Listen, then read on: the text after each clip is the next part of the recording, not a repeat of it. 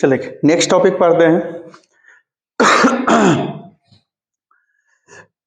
Magnitude of torque kept in uniform magnetic field due to electric dipole, यानी torque acts on electric dipole kept in uniform electric field, यानी कि जब हम किसी विद्युत द्विध्रुव को विद्युत क्षेत्र में एक समान विद्युत क्षेत्र में रखते हैं तो उस पर कितना बल आघूर्ण लगता है।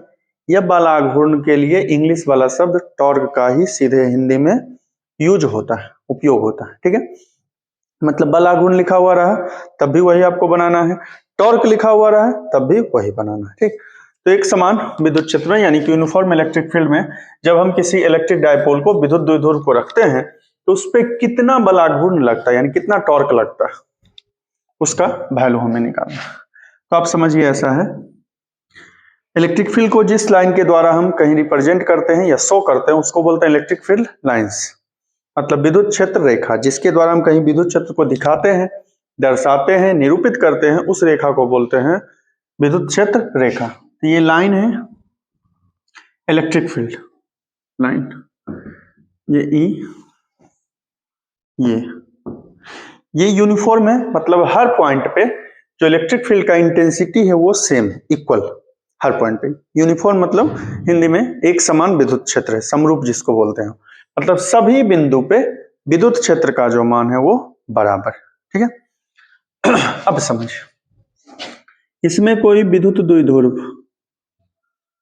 मान लीजिए विद्युत द्विध्रुव का नाम हो ए बी, एक ध्रुव पे माइनस क्यू, दूसरे ध्रुव पे प्लस क्यू, इलेक्ट्रिक डायपोल है, एक पोल पे माइनस क्यू, दूसरे पोल पे प्लस क्यू। ठीक है, उसके बाद इसका टोटल जो लेंथ है वो 2l, मतलब कुल लंबाई इसका 2l।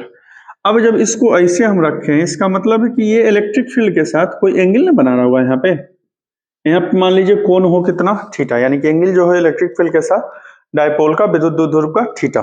ठीक, सिर्फ फिगर समझिए उसके बाद बन जाएगा। अब समझिए, अब इसमें आपको क्या करना होता है कि जैसे ये इलेक्ट्रिक फील्ड है और ये चार्ज है, तो चार्ज को आप जब कभी भी इलेक्ट्रिक फील्ड में रखिएगा तो उस पर इलेक्ट्रिक फोर्स लगेगा। मतलब जब कभी भी हम चार्ज को यानी कि आवेश को विद्युत क्षेत्र में रखते हैं तो हम जानते हैं कि उस पर कौन सा बल, विद्युत बल लगेगा। तो ये विद्युत क्षेत्र है और ये क्या है, आवेश है, इलेक्ट्रिक फील्ड, और ये चार्ज है, ये प्लस है और ये माइनस। तो प्लस का हम जानते हैं डायरेक्शन जो होता है, दिशा जो होता है वो बाहर की तरफ होता है, आउटवर्ड, और माइनस का दिशा यानी कि डायरेक्शन जो है वो इनवर्ड यानी कि अंदर की तरफ होता है। अगर मान लीजिए इस पोल पे फोर्स लग रहा हो F1, तो हम F कैसे निकालेंगे, तो हम जानते हैं इलेक्ट्रिक फील्ड का formula E is equal to F by Q होता है। तो F अगर हमको कहीं निकालना है तो F इज इक्वल टू कितना होगा आंसर, E इंटू क्यू। अब इसमें F और E जो है वो वेक्टर क्वांटिटी है, मतलब सदिश राशि, ये दोनों के ऊपर वेक्टर का साइन होगा, जबकि Q जो है वो स्केलर। तो F1 is equal to E into Q. ठीक है, इसके अतिरिक्त इस पे आते हैं तो वही फोर्स लगेगा, सिर्फ वो बाहर की तरफ है क्योंकि चार्ज प्लस में है, आउटवर्ड, और ये माइनस में, इसका आंसर इनवर्ड यानी कि अंदर की तरफ होगा। तो इसका हो गया F2, वैल्यू उसका भी वही होगा E इंटू क्यों एक ही हो रहा है, क्योंकि हम जानते हैं डायपोल बनता ही है जब एक पोल पे जितना चार्ज पॉजिटिव उतना ही चार्ज दूसरे पोल पे किस में, निगेटिव में। मतलब एक पोल पे, एक ध्रुव पे चार्ज जितना धनात्मक होता है, प्लस में होता है, दूसरे ध्रुव पे उतना ही चार्ज किस में, ऋणात्मक होता है। तो क्यू तो सेम हो है। और इलेक्ट्रिक फील्ड हम पहले ही लिख चुके हैं कि यूनिफॉर्म है, यानी कि इलेक्ट्रिक फील्ड का वैल्यू सभी पॉइंट पे जो है वो सेम है, यानी विद्युत क्षेत्र जो है वो एक समान। तो जब तक E और Q नहीं बदलेगा, F कब बदलेगा, जब या तो E बदल जाए या Q बदल जाए, और इसमें दोनों नहीं बदल रहा तो F भी नहीं बदलेगा, सिर्फ डायरेक्शन उल्टा हो रहा है क्योंकि यहाँ चार्ज प्लस में है और यहाँ चार्ज माइनस में, मतलब वहां आवेश प्लस में और यहाँ आवेश माइनस में। अब देखिए हमें टॉर्क निकालना होता है, टॉर्क को लिखते हैं टॉ से, और टॉर्क का फॉर्मूला होता है फोर्स इनटू परपेंडिकुलर डिस्टेंस, यानी कि बल गुने लंबवत दूरी। यहां से एक परपेंडिकुलर ड्रॉ करते हैं,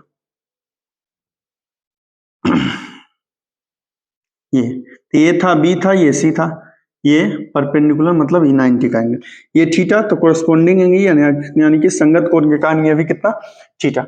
अब देखिए हमको जो वैल्यू निकालना है, टॉर्क का वैल्यू निकालना है। ठीक, तो टॉर्क पहले आप ये समझिए टॉर्क लगता क्यों, मतलब बल आघूर्ण क्यों लगता है।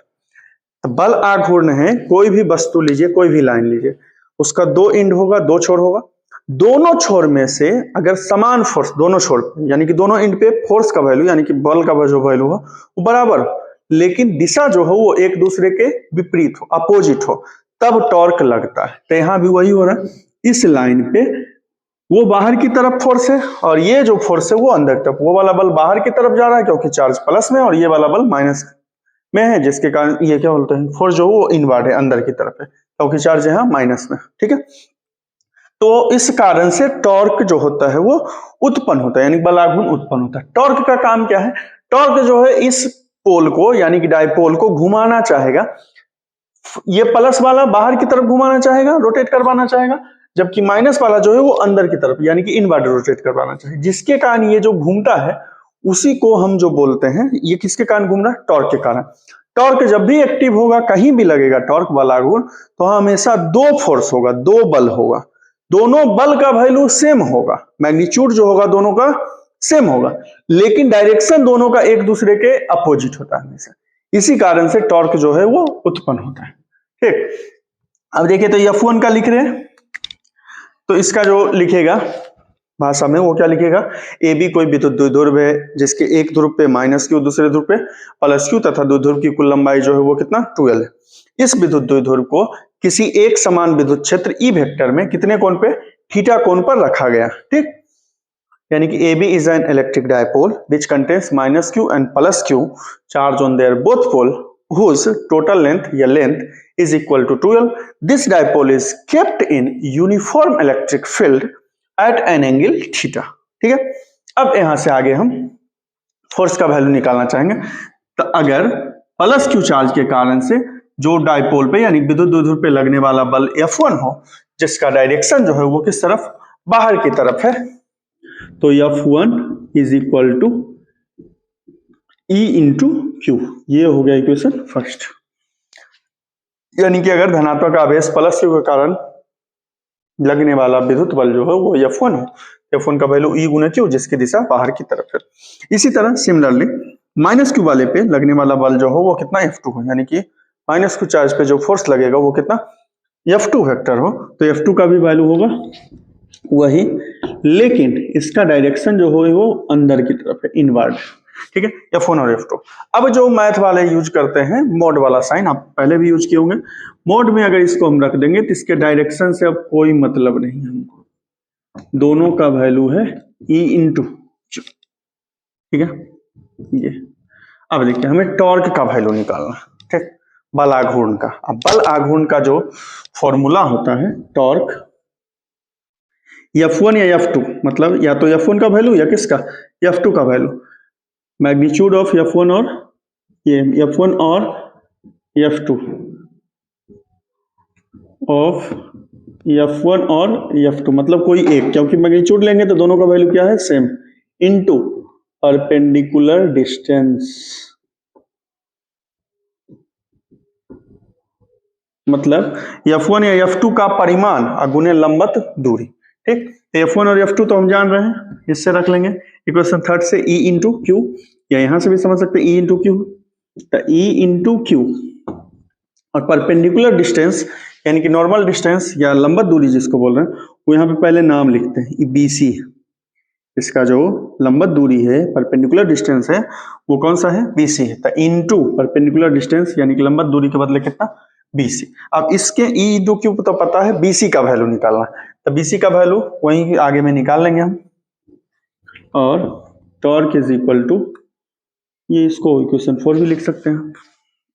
ठीक है, टॉर्क को लिखते हैं टॉ से, टॉ जो होता है वो मैग्नीट्यूड में इक्वल होता है किसी आइदर फोर्स, मतलब दोनों में से किसी एक फोर्स का, और किसका, जो दोनों के बीच में नॉर्मल डिस्टेंस यानी परपेंडिकुलर डिस्टेंस होता है दोनों के प्रोडक्ट का, यानी कि फोर्स का और नॉर्मल डिस्टेंस के प्रोडक्ट को ही हम टॉर्क बोलते हैं। बलाघूर्ण, बलाघूर्ण जो होता है वो दोनों में से किसी बल का परिमाण और दोनों के बीच की लंबवत दूरी के गुणनफल के बराबर होता है। ठीक है, अब इसमें BC का वैल्यू निकालना रह गया, तो BC का आप इसी ट्रायंगल से निकालिएगा, तो ये देखिए 90, मतलब ये हाइपोटेनस यानी कि कर्व, ये इसका जो होगा क्या होगा, परपेंडिकुलर होगा, मतलब लंब है, और ये इसका क्या है, आधार है। तो देखिए कर्ण यानी कि हाइपोटेनस आपको पता है कितना 12, तो साइन थीटा लगाइए ट्रायंगल, यानी कि त्रिभुज ए बी सी में in triangle ABC sine theta is equal to लंब, या पहले एक बार लिख लीजिए पी बाई बी,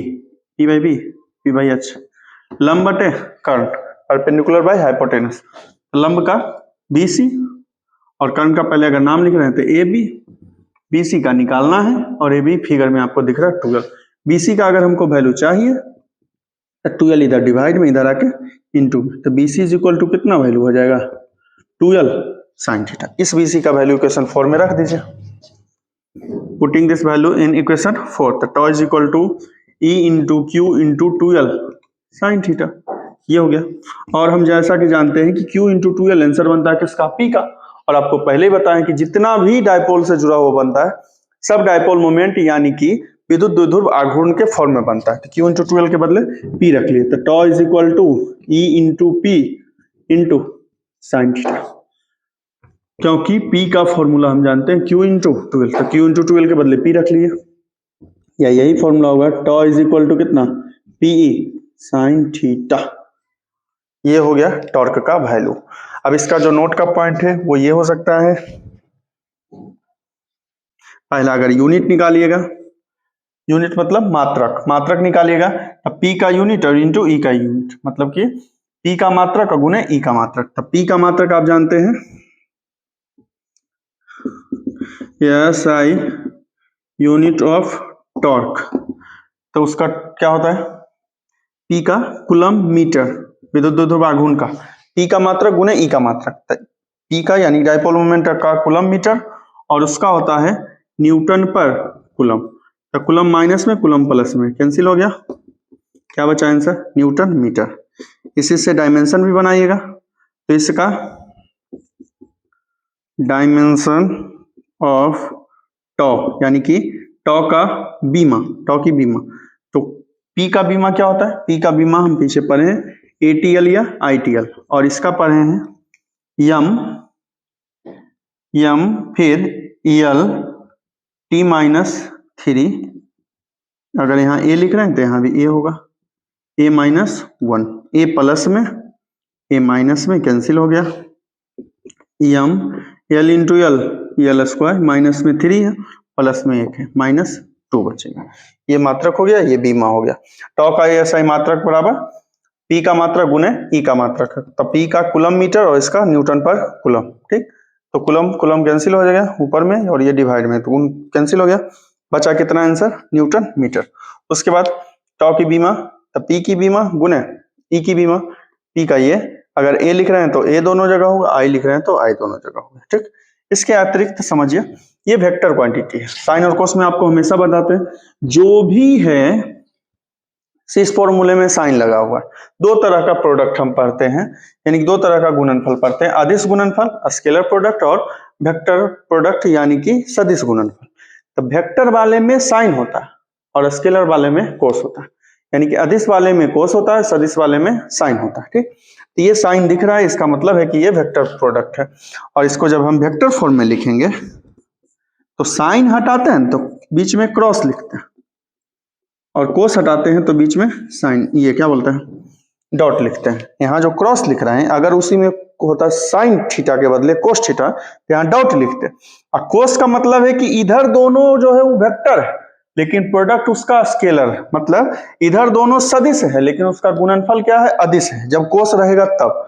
लेकिन साइन का मतलब है कि इधर दोनों भी सदिश है और ये भी उसका गुणनफल भी क्या है सदिश है, तो सदिश गुणनफल जब रहेगा तो इधर भी होगा वेक्टर का चिन्ह और इधर तो दोनों पे होगा, तो साइन रहेगा तो बीच में कटकुट का चिन्ह होगा, क्रॉस का चिन्ह होगा, और कोस रहेगा तो बीच में डॉट का साइन होगा, ठीक। इसके अतिरिक्त इसका वैल्यू सबसे बड़ा सबसे छोटा कब होगा, तो इसमें साइन थीटा है और जिसमें जो थीटा है उसके अनुसार से वैल्यू सबसे बड़ा या सबसे छोटा होगा। तो इस फॉर्मूले में साइन है, साइन में सबसे बड़ा वैल्यू होता है 90 डिग्री पे, यानी कि 90 डिग्री पे। 90 डिग्री पर जब हम निकालेंगे, अगला नोट में चौथा पॉइंट होगा कि इसका सबसे बड़ा वैल्यू, टॉर्क का वैल्यू सबसे बड़ा कब होगा, ठीक है। तो साइन थीटा इसमें है तो थीटा 90 रखने पे इसका वैल्यू सबसे मैक्सिमम, तो tau is equal to PE sine 90 degree, PE sine 90 का 1 वैल्यू पीई, ये इसका हिंदी में अधिकतम और इंग्लिश में मैक्सिमम वैल्यू जिसको बोलते हैं, ठीक। और साइन में सबसे छोटा वैल्यू होगा 0 पे व 180 पे, क्योंकि 0 का भी 0 होता है और 180 का भी 0 ही होता है। तो फिफ्थ होगा इसका सबसे बड़ा वैल्यू, ये सबसे छोटा वैल्यू 0 डिग्री पे या किस पे, 180 डिग्री पे, तो थीटा 0 रखिए या 180 रखिए, तो tau is equal to PE sine 0, PE sine 0 का 0 इंटू क्या हो गया, या tau is equal to PE sine 180 degree, तब पीई साइन 180 का भी 0, टॉ 0। ये दोनों इसका सबसे छोटा वैल्यू है, तो 90 पे सबसे बड़ा और 180 या 0 पे सबसे छोटा। सिर्फ इसी फॉर्मूले में नहीं, जिस भी फॉर्मूले में साइन थीटा है सब में ऐसा ही होगा कि 90 डिग्री पे सबसे बड़ा मान होगा और 0 या 180 डिग्री पे सबसे छोटा मान होगा, क्योंकि साइन थीटा में आप जानते हैं कि सबसे बड़ा मान ही 90 का होता है, जो 1 होता है, माइनस में कोई वैल्यू नहीं होता साइन में, ठीक। और 0 या 180 पे जो होता है वो वैल्यू सबसे छोटा जो 0 के बराबर होता है, ठीक। तो ये हो गया। इसके अतिरिक्त एक और चीज आप समझ सकते हैं कि यूनिफॉर्म इलेक्ट्रिक फील्ड में जब भी किसी डायपोल पे रखेंगे तो नेट फोर्स यानी कि कुल फोर्स जो होगा वो 0 होगा। क्यों? क्योंकि इस फोर्स का और इस फोर्स का दोनों का वैल्यू सेम है, दोनों का वैल्यू सेम है, लेकिन डायरेक्शन अपोजिट है। तो ये अगर प्लस में होगा तो ये किस में, माइनस में होगा, और प्लस और माइनस होने के कारण से जब दोनों को जोड़ेंगे तो नेट फोर्स का वैल्यू हमेशा कितना, 0 होगा। ये भी ऑब्जेक्टिव क्वेश्चन है कि जब आप किसी विद्युत द्विध्रुव को एक समान विद्युत क्षेत्र में रखते हैं तो कुल बल का मान हमेशा 0 ही होगा, ठीक है। क्योंकि द्विध्रुव बनेगा तो ये बल क्यों बराबर हो रहा है, क्योंकि ई और क्यू का वैल्यू चेंज नहीं हो रहा, ना तो यहाँ अलग है और ना ही यहाँ। क्यों नहीं चेंज हो रहा है? क्योंकि द्विध्रुव बनता ही है, एक पोल पे प्लस क्यू जितना चार्ज होगा प्लस में, दूसरे पोल पे उतना ही चार्ज किस में, माइनस में। तब और इसके अतिरिक्त ये जो इलेक्ट्रिक फील्ड है वो यूनिफॉर्म है, मतलब एक समान। तो ई और क्यू नहीं बदलेगा तो बल का भी वैल्यू यानी फोर्स का भी वैल्यू कभी चेंज नहीं होगा। तो यही फोर्स है यहाँ जो है वो आउटवर्ड है और यही फोर्स यहाँ किस में, इनवर्ड है, मतलब अंदर की तरफ। तो अगर कोई फोर्स कैसा क्वांटिटी, वेक्टर क्वांटिटी, सदिश राशि है, तो एक वैल्यू अगर प्लस में होगा तो उसका अपोजिट वाला वैल्यू किस में, माइनस में होगा, ठीक। जिसके कारण जितना प्लस में उतना ही माइनस में, तो नेट फोर्स का वैल्यू हमेशा कितना, 0, यानी कि कुल बल का मान हमेशा 0 के बराबर हो। ये था आपका बल आघूर्ण या टॉर्क। सीधे इंग्लिश वाला जो वर्ड है वो यूज होता है हिंदी में। एक समान विद्युत क्षेत्र में रखे गए विद्युत द्विध्रुव पर लगने वाला टॉर्क, ठीक। Torque acts on an electric dipole kept in uniform electric field, ठीक। आगे लेते हैं।